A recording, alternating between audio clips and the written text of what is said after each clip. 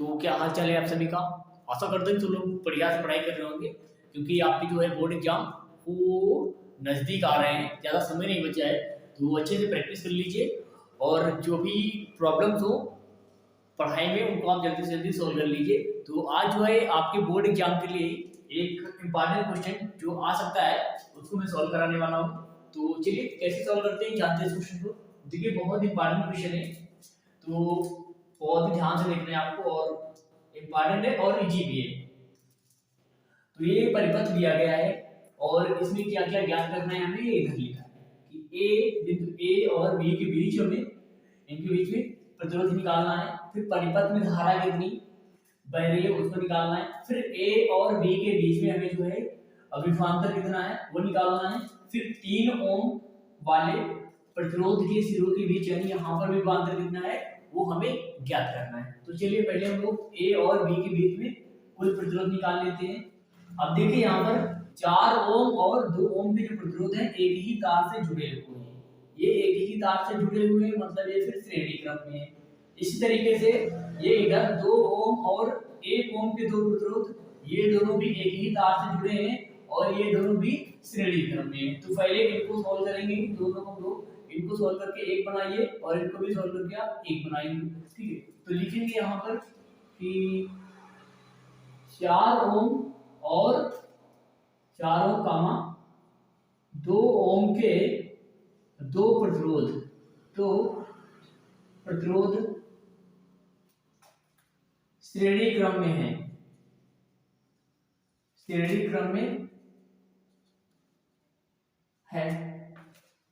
अब श्रेणी क्रम में है तो श्रेणी क्रम की कंडीशन क्या होती है, R बराबर R1 प्लस का R2 प्लस का R3। अगर ज्यादा प्रतिरोध होंगे तो और ले लेंगे। तो यहाँ पर देखो दो प्रतिरोध हैं तो लिखेंगे R डैश लेंगे, क्योंकि अभी कुल प्रतिरोध नहीं निकालने हम लोग। तो R डैश बराबर 4 प्लस का 2 निकलेगा 6 ओम। ठीक है, अब इसी तरीके से इन दोनों को जोड़ के एक बना दिया, कितना बन गया दोनों प्रतिरोध 6 ओम की बन गई। अब इसी तरह से इनको सॉल्व करेंगे, लेकिन पुनः 2 ओम और 1 ओम, पुनः 2 ओम और 1 ओम के दो प्रतिरोध श्रेणी क्रम में, दो प्रतिरोध श्रेणी क्रम में है। अब श्रेणी क्रम में है तो सेम यही लॉजिक लगाएंगे यहाँ पर, यानी R इस बार R डबल डैश लेंगे। R डबल डैश बराबर 2 प्लस का 1 कितना निकलेगा, R डबल डैश बराबर फिर 3 ओम निकल आएगा। यानी कि इन दोनों को जोड़ा तो 6 ओम बन गया और इन दोनों को जोड़ा तो 3 ओम बन गया। अब इसका ग्राफ कैसे बनेगा, ये सर्किट कैसा बन जाएगा उसको ध्यान से देखिए आप। ये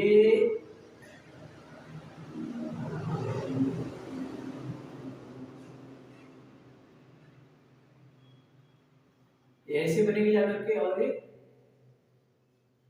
ऐसे बनेगा जा करके। ठीक है, तो ऊपर ये इनको जोड़ा तो कितना बना, ये बना 6 ओम और ये बना 3 ओम। तो अब ये दोनों किस क्रम में बन गए, ये 6 ओम और 3 ओम के प्रतिरोध दोनों किस क्रम में बन गए, ये दोनों हो गए समांतर क्रम में। तो यहाँ पर लिखेंगे हम लोग, लिखेंगे 6 ओम कामा 3 ओम के दो प्रतिरोध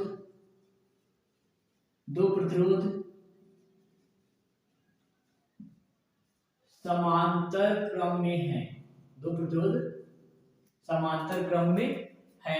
अब ये समांतर क्रम में है तो इनका कुल प्रतिरोध निकाल लेंगे हम लोग, इनका कुल प्रतिरोध जो है निकाल लेंगे। अब समांतर क्रम के लिए क्या होता है, 1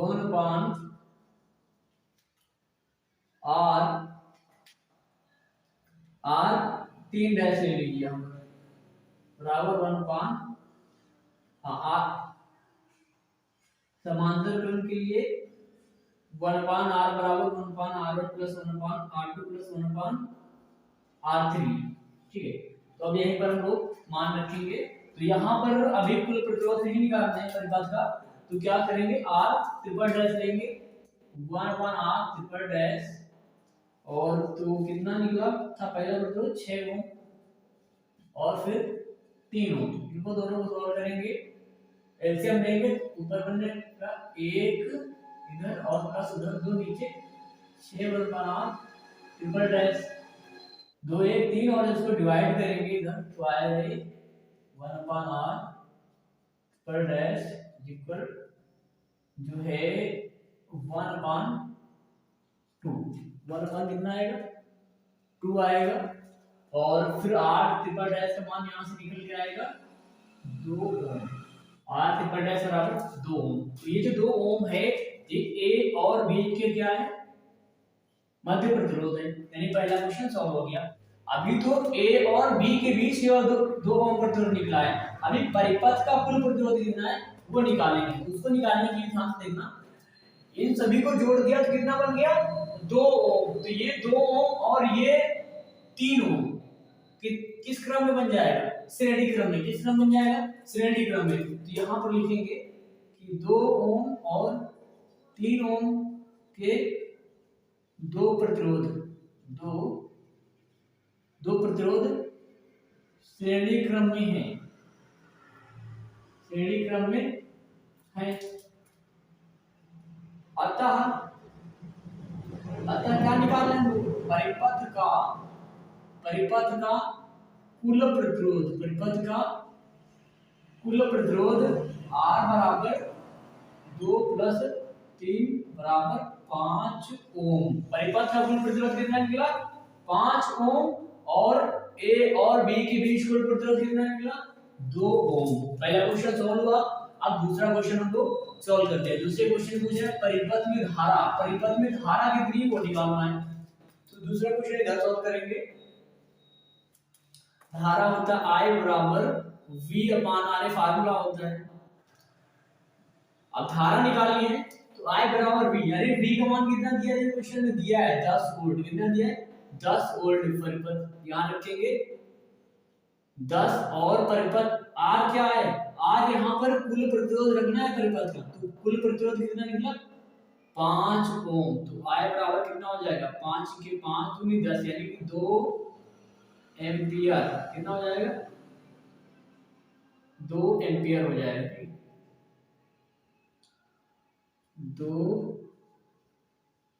एम्पियर। परिपथ में कुल धारा कितनी निकली 2 एम्पियर। अब तीसरा क्वेश्चन लगाएंगे, A व B के बीच विभवांतर, ये जो है पूरे परिपथ का विभवांतर है। तो A और B के बीच विभवांतर निकालने के लिए A व B के बीच का प्रतिरोध भी तो हमें पता होना चाहिए। तो A और B के बीच प्रतिरोध कितना निकाला 2 ओम। ये हो जाएगा तीसरा क्वेश्चन। V बराबर IR, ठीक है, V बराबर IR। ये कहाँ निकाल रहे हैं A और B के बीच। ये बताओ परिपथ में धारा कितनी, धारा 2 एम्पियर, और A व B के बीच जो है प्रतिरोध कितना निकला था 2 ओम। की धारा कितनी 2 दूनी 4 वोल्ट हो जाएगा। A व B के बीच प्रतिरोध कितना हो जाएगा 4 वोल्ट। अब तीसरा क्वेश्चन लगाएंगे। तीसरा क्वेश्चन इधर लगाना है। तीसरे क्वेश्चन में पूछा है 3 ओम प्रतिरोध के सिरों का विभवांतर। 3 ओम प्रतिरोध के सिरों का विभवांतर। तो R बराबर कितना होता है 3। विभवांतर निकालना है, लिखना है यहाँ पर V बराबर IR। I का मान कितना पता है, I का मान ये 2 एम्पियर I का मान पता है। R का मान 3 रख देंगे, V बराबर 3 दूनी 6 वोल्ट। तो ये क्वेश्चन आपको समझ में आ गया होगा। बहुत ही सरल तरीके से बताने का प्रयास किया है, तो नोट कर लीजिए इसको। और इसी तरह के इंपॉर्टेंट क्वेश्चंस के लिए जो है आप चैनल को जरूर सब्सक्राइब करें।